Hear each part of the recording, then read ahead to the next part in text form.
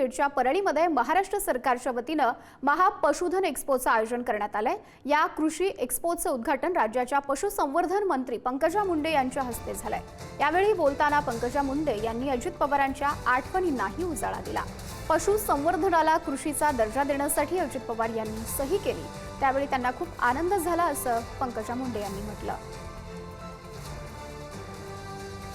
त्यानंतर पहिल्यांदा इथे पशुवैद्यकीय महाविद्यालय आपण मंजूर केलं। 550 कोटी रुपयाचं हे महाविद्यालय बीडमध्ये होत आहे। अजितदादांनी मला मागितलं होतं बारामतीसाठी।